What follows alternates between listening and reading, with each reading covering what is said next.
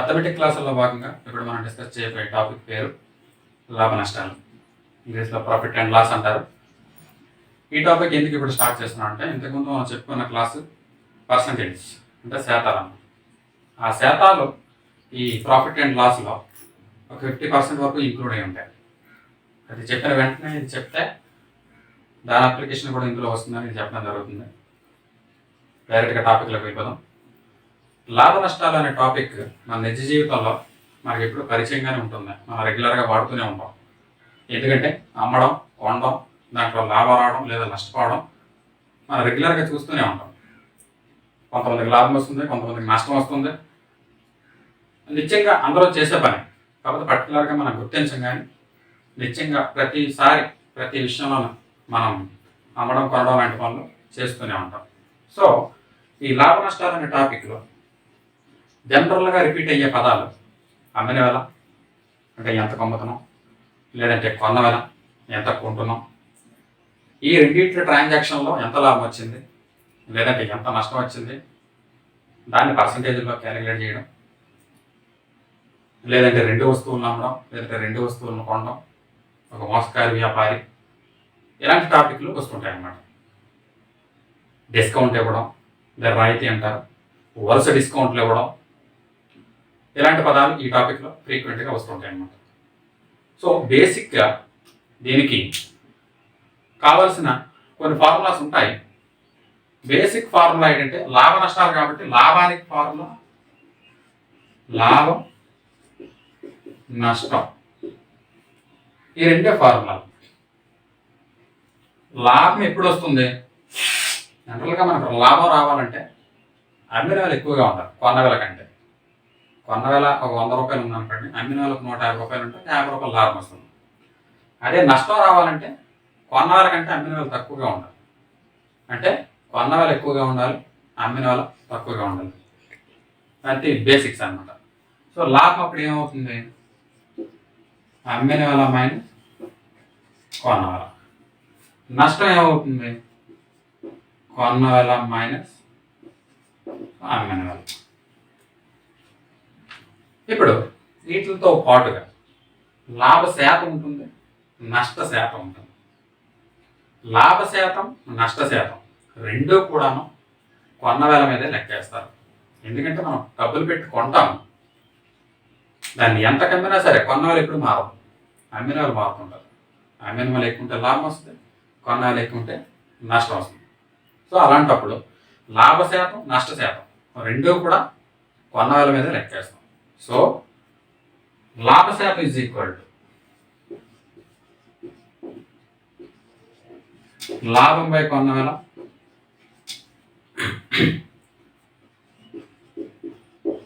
నష్ట శాతం is equal to నష్టం బై కొన్న వేల. ఇది అందరూ బేసిక్గా గుర్తుంచుకోవాల్సిన విషయం. లాభ శాతం, నష్ట శాతం రెండూ కూడా కొన్న వేల మీద లెక్కేస్తారు. ఇంటూ 100 ఉంటుంది. పర్సంటేజ్ అనేసరికి ఇంటూ 100 కంపల్సరీగా ఉంటుంది. లాభం బై కొన్న వేల ఇంటూ 100, నష్టం బై కొన్న వేల ఇంటూ 100. ఓకే. తర్వాత ఇందులో డిస్కౌంట్స్ ఇస్తారు. డిస్కౌంట్స్, ఈ డిస్కౌంట్ అనేది కొన్న వేల మీద మనం ఇస్తాం అన్నమాట. ఈ 2-3 డిస్కౌంట్లు ఇవ్వడం కూడా జరుగుతుంది ఒక్కోసారి. ఈ 2-3 డిస్కౌంట్లని ఏక డిస్కౌంట్గా మార్చడానికి జనరల్గా ఫార్ములాస్ వాడతారు. మనం షార్ట్ కట్ కూడా వాడచ్చు, దాని మీద కూడా లెక్కలు ఉంటాయి. తర్వాత 2 వస్తువుల్ని ఒకేసారి కొంటారు, ఒకేసారి అమ్ముతారు. ఒక దాని మీద నష్టం వస్తుంది, ఇంకో దాని మీద లాభం వస్తుంది. ఆ కేసులో వ్యాపారికి నష్టం వస్తుందా, ఓవరాల్గా లాభం వస్తుందని ఒక మోడల్ ఉంది.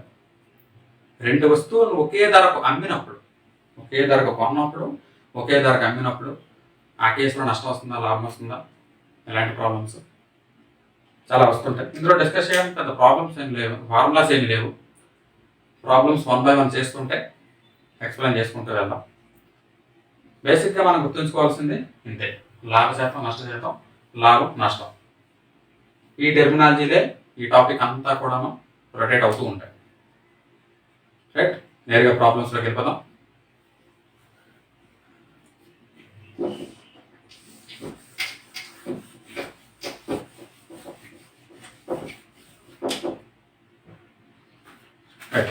First problem. If Rahul purchased an article for 1500 rupees and sold for it 1950, find the profit. Rahul అనే వ్యక్తి ఒక వస్తువును 1500 రూపాయలకి కొన్నాడు, 1950 రూపాయలకి అమ్మాడు. అయితే లాభశాతం ఎంత అని అడుగుతున్నాడు అనమాట. ఇప్పుడు మనకు ఆల్రెడీ డిస్కస్ చేసుకున్నాం. కొన్న వేళ 1500 కొన్నాడు, అమ్మిన వేళ 1950కి అమ్మాడు. అయితే లాభశాతం అడిగాడు. లాభశాతం కావాలంటే లాభం కావాలి. లాభం అంటే అమ్మిన వేల మైనస్ కొన్నాం. ఈ రెండింటిలో అతనికి వచ్చే లాభం 450 రూపాయలు. లాభశాతం కావాలంటే లాభశాతం నష్టశాతం రెండు కూడాను కొన్న వేల మీద లెక్కేస్తాం. కాబట్టి లాభం బై కొన్న వేల ఇంటూ 100. 2 సున్నాలు తీసేస్తే 1530 అంటే 30%. ఈ ట్రాన్సాక్షన్లో అతనికి వచ్చిన లాభం 30% అన్నమాట. ఇది బేసిక్ లెవెల్ క్వశ్చన్. ఇలాంటి క్వశ్చన్స్ ఎగ్జామ్స్లో రావు. సెకండ్ ప్రాబ్లంకి వెళ్తున్నాం. A mobile phone is purchased for 5400 and sold it for 4320. Find the loss percentage. 5400 కొన్నారు, 4320కి అమ్మారు. లాస్ ఎంత అని అడుగుతున్నారు. ఆల్రెడీ వాడే ఇచ్చేసాడు.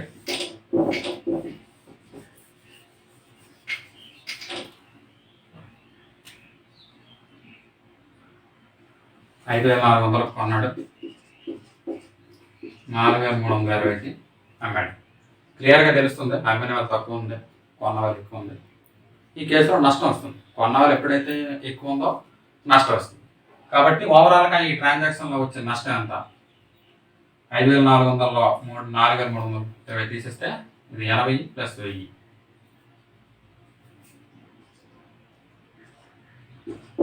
1080.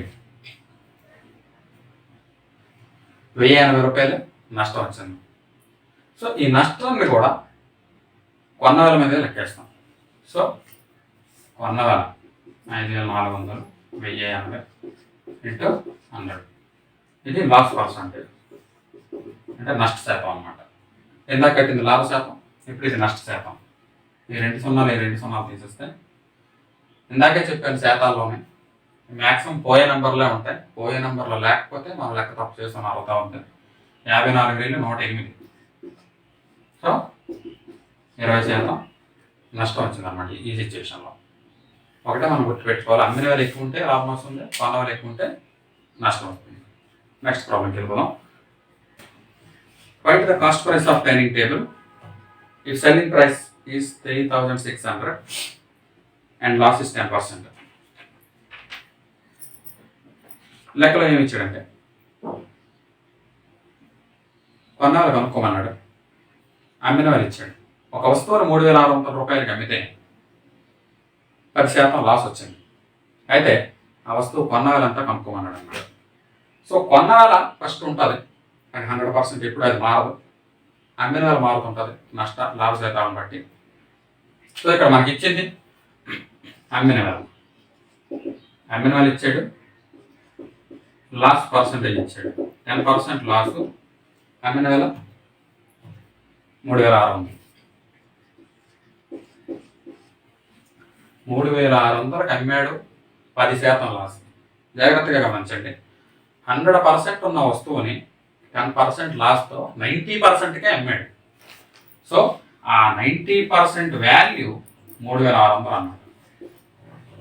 ఇంక ఇక్కడ మనం ఫార్ములాస్ అవి ఏమి వేయాల్సిన అవసరం లేదు. 90% వాల్యూకే ఆడు అమ్మాడు. అంటే 100 రూపాయలకు కొని 90 రూపాయలకు మాత్రమే అమ్మాడు. అయితే ఆ ముందున్న ప్రైస్ ఆడు కొన్న ప్రైస్ అంటే 100% వాల్యూ మనకు అడిగాడు. సో సింపుల్, 90% వాల్యూ 3600 అయితే మన పర్సంటేజ్లో చెప్పుకున్నాం. 100% వాల్యూ ఎంత అవుతుంది? 3600/90 ఇంటూ 100. ఈ సున్నా పోతే 90 40 4000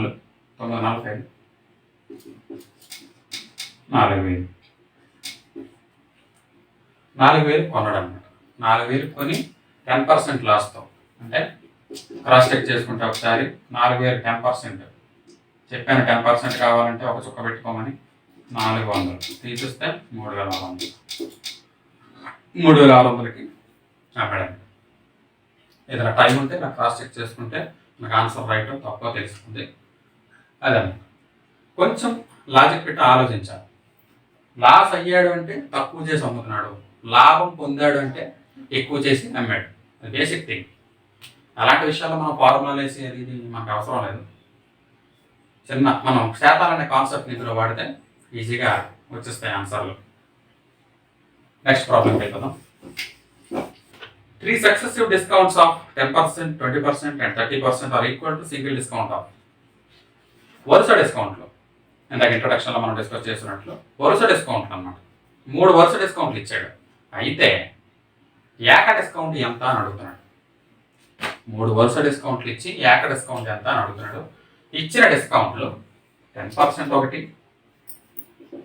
20% ఒకటి, 30% ఒకటి, ఈ 3 డిస్కౌంట్లు ఇచ్చాడు.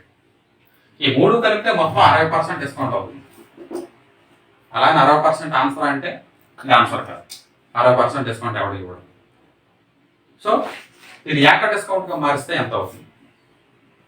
శాతాల్లో మనం చేసాం ఆల్రెడీ. అదే కాన్సెప్ట్ని ఇక్కడ కూడా అప్లై చేద్దాం. ఫస్ట్ ఒక విలువ 100% ఉంది. ఆడ అమ్మాలనుకున్న విలువ 100% ఉంది. కస్టమర్ అడిగాడని చెప్పి డిస్కౌంట్లు ఇస్తున్నాడు. 100% అమ్మాలనుకున్నాడు. కొన్నాళ్ళంతా మనకు తెలియదు, పక్కన పెట్టేయండి, ఇక్కడ అడగలేదు కూడా. అమ్మిన వాళ్ళలో కస్టమర్ అడిగాడని చెప్పేసి డిస్కౌంట్ ఇచ్చాడు. ఫస్ట్ ఏ వాల్యూ తీసుకున్నా పర్వాలేదు, ఫస్ట్ మనం పెద్ద నుంచి స్టార్ట్ చేద్దాం. ఫస్ట్ 30% డిస్కౌంట్ ఇచ్చాడు. 30% డిస్కౌంట్ ఇచ్చాడు కాబట్టి ప్రైస్ డ్రాప్ అయిపోద్ది. అమ్మిన వేళ 70% అయిపోయింది. ఇప్పుడు 70% అమ్ముతానన్నాడు. సో కస్టమర్ ఏం చేశాడు, అక్కడ ఎంత ఉంది, ఇక్కడ ఎంత ఉంది, నాకు ఇంకా డిస్కౌంట్ కావాలని చెప్పేసి ఇంకా అడిగాడు అన్నాడు. సో అప్పుడు ఇంకేం చెప్పాడు, సరే ఈసారి నీకు 20% డిస్కౌంట్ ఇస్తాను అన్నాడు.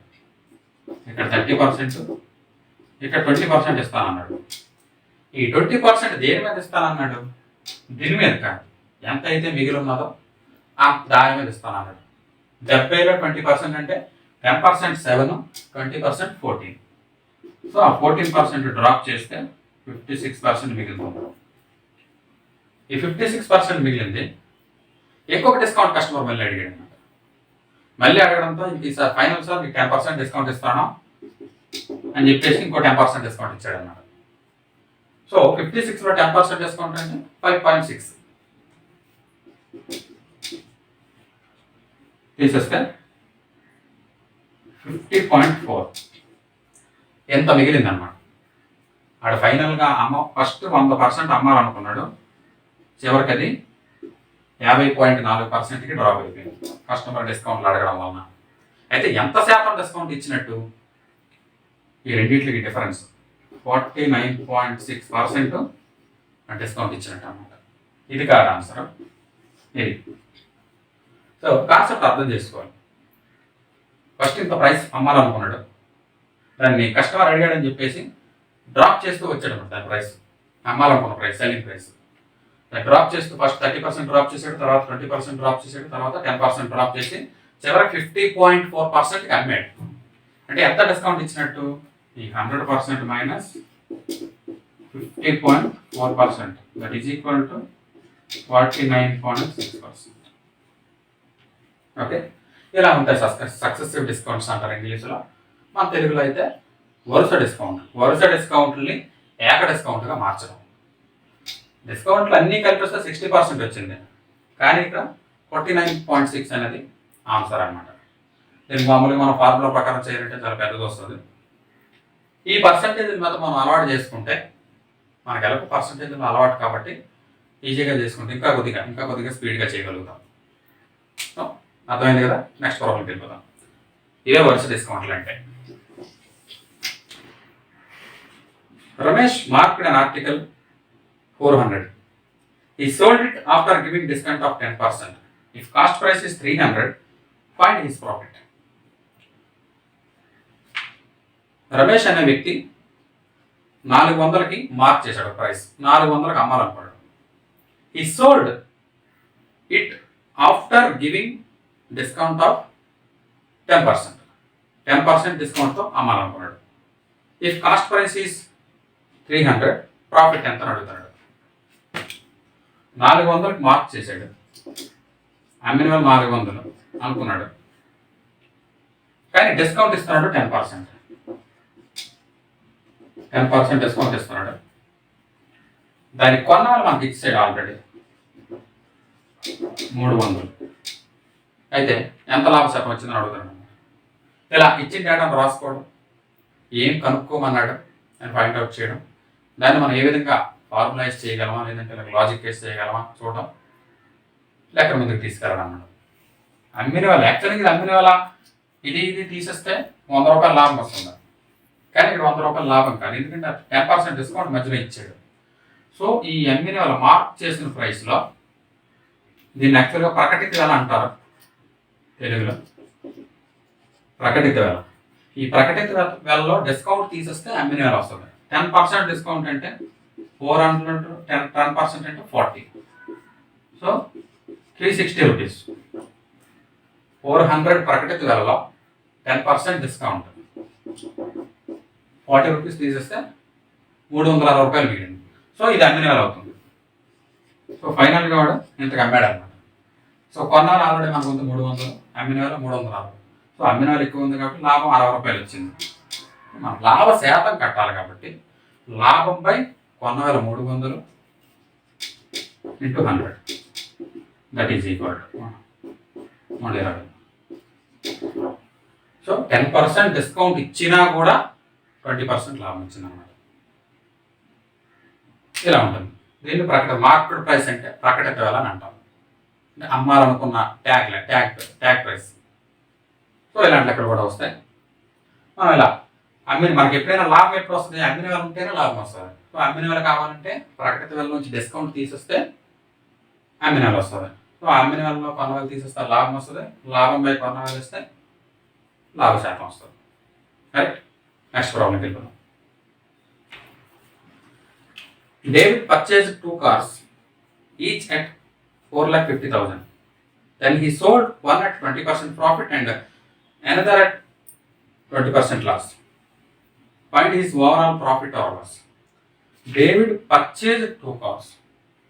David అనే వ్యక్తి 2 వస్తువులను కొన్నాడు. ఒకే ధరకు కొన్నాడు. 4,50,000కి కొన్నాడు అన్నమాట. అవి అమ్మినప్పుడు ఒక దాని మీద 20% లాస్, ఇంకో దాని మీద 20% లాభం వచ్చింది. అయితే ఓవరాల్గా ఈ ట్రాన్సాక్షన్లో అతనికి లాభం అని అడిగాడు. అయితే ఈ కేసులో మనం ఒక 2 విషయాలు గుర్తుపెట్టుకోవాల్సి ఉంటుంది ఇలాంటి ప్రాబ్లం వచ్చినప్పుడు. ఒకటి, 2 వస్తువులను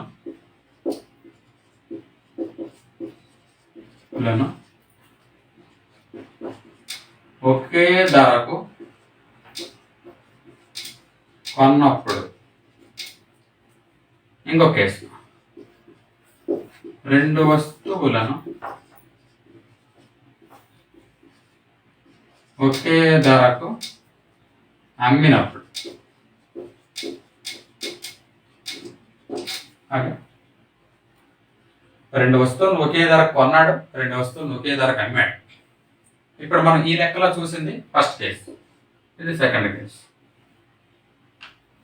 2 వస్తువులను ఒకే ధరకు కొన్నప్పుడు ఒక దాని మీద 20% లాభం, కొని వాళ్ళు అమ్ముతాడు కదా, ఒక దాని మీద 20% లాస్ వచ్చింది, ఇంకో దాని మీద 20% లాభం వచ్చింది. 2 సేమ్ ఉంటాయి ఇక్కడ ఇచ్చినప్పుడు. సో అలాంటి కేసులో ఈ ఫస్ట్ కేసులో నష్టము రాదు, లాభము రాదు, ఏమీ రాదు. నష్టము రాదు, లాభము రాదు. 20% ఇది పోయింది, 20% అది వచ్చింది, నష్టము రాదు, లాభం ఉండదు. కానీ సెకండ్ కేసు, 2 వస్తువులను ఒకే ధరకు అమ్మినప్పుడు కంపల్సరిగా నష్టమే వస్తుంది. Always loss. That loss percent will equal to x²/100. x equal to, ఇక్కడ x అనేది ఒక దాని మీద 20% లాభం, ఇంకో దాని మీద 20% నష్టం అన్నది కదా, అది అనమాట. So 20²/100. So 400/100 that is equal to 4%. Second కేసులో 4% నష్టం. ఆల్వేస్ నష్టమే వస్తుంది. ఇది కంపల్సరీ గుర్తుంచుకోండి. రెండు వస్తువులను ఒకే ధరకు అమ్మినప్పుడు ఎల్లప్పుడూ కూడా నష్టమే వస్తుంది. ఆ నష్టం ఎంత అంటే x²/100, x ఈక్వల్ టు ఒకదాని మీద ఇంత నష్టం, ఒకదాని మీద ఇంత లాభం అంటాడు కదా, రెండు సేమ్ ఉంటాయి. అది ఎక్స్ అన్నమాట. రెండు వస్తువులు ఒకే ధరకు కొన్నప్పుడు నష్టము రాదు, లాభం రాదు. రెండు గుర్తుకొచ్చుకోవాల్సిన విషయం. ఎక్కువగా ఇస్తున్న మోడల్ ఇది. నెక్స్ట్ ప్రాబ్లంకి వెళ్ళిపోదాం.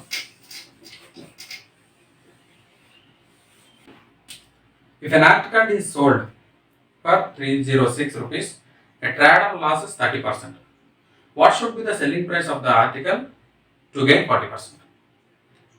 ఈ ప్రాబ్లంలో ఏం చెప్తారంటే, if an article is sold for, అంటే ఒక వస్తువును 306 రూపాయలకి అమ్మితే 30% లాస్ వస్తుంది. ఒక వస్తువును 306 రూపాయలకి అమ్మితే 30% లాస్ వస్తుంది. అదే వస్తువుని ఎంతకు అమ్మితే 40% లాభం వస్తుంది. ఇది కూడా మంచి మోడల్. ఒక వస్తువుని 306 రూపాయలకి అమ్మితే 30% లాస్ వస్తుంది. 40% లాభం రావాలంటే ఏం చేయాలి? ఏ ఫార్ములా వేయాల్సిన అవసరం లేదు. 306 రూపాయలకి అమ్మినప్పుడు లాస్ వస్తుంది 30%. వీడికి గెయిన్ కావాలి, లాభం కావాలి ఎంత? 40%. సింపుల్ ఇది. ఈ లాస్ వస్తుంది అంటే వీడు 100% ఉన్న వస్తువుని 30% లాస్ కదా, 70%కి మాత్రం అమ్మాడు. సో 70% వాల్యూ 306 రూపాయలు. కానీ వీడికి ఏం కావాలి? ఎంత కమ్మితే 40% లాస్ వస్తుంది అంటే 140% వాల్యూ వీటికి కావాలి. అంటే 40% ఎక్కువ ఉన్న వాల్యూ కావాలన్నమాట. అక్కడ ఇంకా పెద్ద ఫార్ములా వాడాల్సిన అవసరం లేదు. లాస్కి అమ్మాడు అంటే 70%కి అమ్మాడు 306 రూపాయలకి. వాడికి లాభం కావాలి కాబట్టి 100 మీద 40% వేస్తే 140%. 140% వాల్యూ మనకు కావాలి. So 306/70 into 140, that is equal to 70 రెళ్ళు 12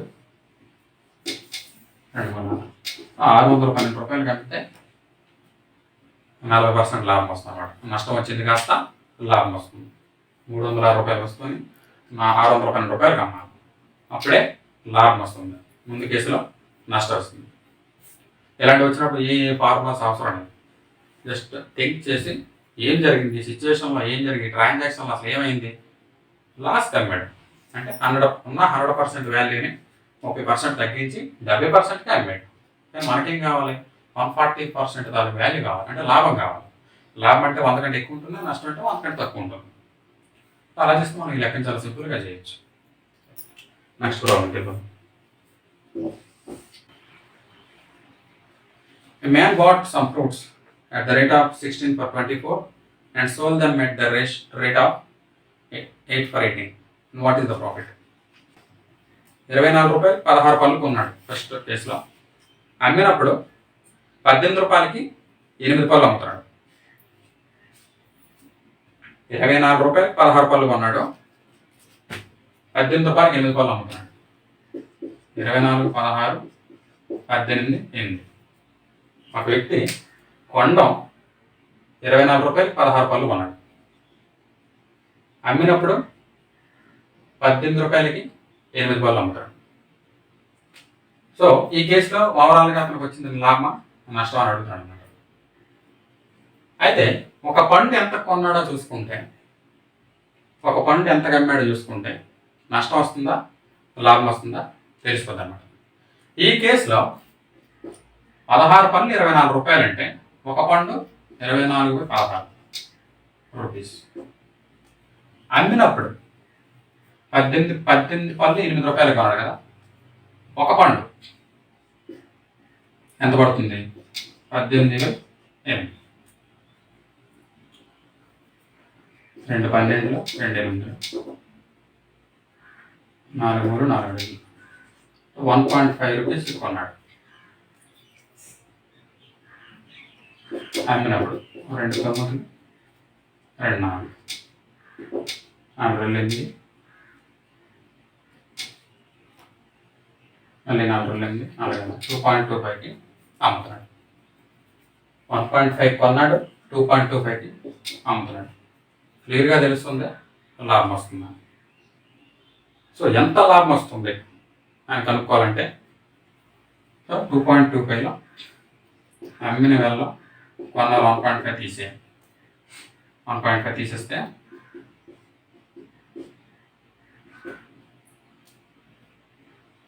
0.75 75 పైసలు అనేది లాభం వస్తుంది. సో లాభ శాతం కావాలి అనుకుంటే 75 పైసలు బై 1.5 రూపీస్ ఇంటూ 100. ఇది 75 అయిపోతుంది. ఇది 1.5. ఇంకో 10 గురించి భాగించుకుంటే 750 అవుతుంది. ఇది 15 అవుతుంది. సో 15 5 అంటే 50% లాభం వస్తుంది అన్నమాట. ఈ కేసులో 16 రూపాయలకి 24 పళ్ళు, 8 రూపాయలకి 18 పళ్ళు. సో ఈ కేసులో లాభం వస్తుంది. నెక్స్ట్ ప్రాబ్లంకి వెళ్దాం. The price of television set was decreased by 20%, as a result of which the sale increased by 30%. Find the overall effect on the total revenue of the shop. లెక్క ఏమి ఇచ్చారంటే, ఒక టెలివిజన్ తాలూకా కాస్ట్ అనేది 20% తగ్గిపోయింది, కానీ sale అనేది 30% పెరిగింది. అమ్మకాలు పెరిగి ప్రైస్ తగ్గిపోయింది. అయితే ఓవరాల్ ఎఫెక్ట్లో అంటే ఎంత మార్పు ఉంటుంది షాపు దీంట్లో అనేసి అడుగుతాడు అనమాట. అమ్మకాలు పెరిగాయి కానీ రేట్ అనేది తగ్గిపోయింది. 20% రేట్ తగ్గిపోయింది, 30% అమ్మకాలు అనేది పెరిగాయి. ఓవరాల్ ఎఫెక్ట్ ఎంత ఉంటుంది? ఇది ఈ ఫార్ములా దేంతో సంబంధం లేకుండా లెక్క చేయొచ్చు. ఫస్ట్ షాప్ హోల్డర్ రెవెన్యూ అనేది స్థిరంగా 100% ఉంది. ఒక్కసారిగా అమ్మకాలు పెరిగాయి, 30% అమ్మకాలు పెరిగాయి అంటే హైక్ తీసుకుందాం. 30% అంటే 130% అయింది ఓవరాల్ రెవెన్యూ. కానీ at the same time price of the television ఏమైంది? 20% తగ్గిపోయింది. 20% డ్రాప్ అయిపోయింది. 130లో 20% అంటే 26, అంటే 104. 100% ఉన్నది కాస్త 104% అయింది overall effect on the shop. So 100 ఉన్నది 104 అయింది అంటే 4% ఇంకా షాప్ లాభం అనేది ఉందన్నమాట. సో ఇలాంటి లెక్కలు వచ్చినప్పుడు ఒకసారి పెరిగింది ఒకసారి తగ్గింది అనేసరికి ఈ విధంగా చేయాలంటారు. ఫస్ట్ 100 తీసుకొని పెరిగినప్పుడు కలుపుతాం, తగ్గినప్పుడు తీసిస్తాం. ఓవరాల్గా అలా చేసుకుంటూ సక్సెసివ్ డిస్కౌంట్ల మాదిరి అలా చేసుకుంటూ పోతాం అన్నమాట. మరి ఇంకా లాభం కానీ నష్టం కానీ అలాంటి ఫార్ములాస్ ఏం వాడడానికి ఇక్కడ ఆస్కారం లేదు. ఎందుకంటే కొన్న వేళ అన్ని వేళ లాభం నష్టం ఏం ఇవ్వలేదు కాబట్టి ఇలా ఓన్లీ పెరిగింది తరిగింది అని వేళ ఇచ్చినప్పుడు మాత్రం 100% తీసుకొని పెరిగినప్పుడు కలుపుతాం, తగ్గినప్పుడు తీసేస్తాం. ఈ విధంగా ఓవరాల్ ఎఫెక్ట్ అంటే 4%. ఇది ఎక్కువ ఉంటే హైక్ వచ్చినట్టు, తక్కువ ఉంటే లాస్ వచ్చినట్టు అనమాట. సో ఈ విధంగా లాభ నష్టాలు మన టాపిక్లు చేస్తుంటాం. మ్యాక్సిమం మనం ఇందులో మీరు ఇప్పటివరకు చూసుకుంటే పర్సంటేజ్లు వాడే చేస్తాం. పర్సంటేజ్లు బేసిక్స్ వాడి చేస్తాం అన్నమాట. లాభం ఏంటి, నష్టం ఏంటి, అమ్మిన వాళ్ళు ఏంటి, కొన్న వాళ్ళు ఏంటి, ప్రకటిత అంటే మార్కెట్ ప్రైస్ ఏంటి, డిస్కౌంట్ ఏంటి, సక్సెస్ డిస్కౌంట్స్ ఏంటి, 2 వస్తువులు అమ్మినప్పుడు ఏంటి. సో ఇవన్నీ బేసిక్స్ యూస్ చేసి చేస్తుంటాం అన్నమాట. ఇదే మోడల్స్ కాదు, ఇంకొన్ని మోడల్స్ ఉంటాయి. ఇవి బేసిక్ మోడల్స్. ఈ మోడల్స్ కనుక క్లియర్ చేయగలిగితే మనం అడ్వాన్స్ మోడల్స్ మనకు వెళ్ళొచ్చు. సో మరిన్ని అడ్వాన్స్ మోడల్తో మళ్ళీ వీడియోలో కలుద్దాం. అంతవరకు సెలవు.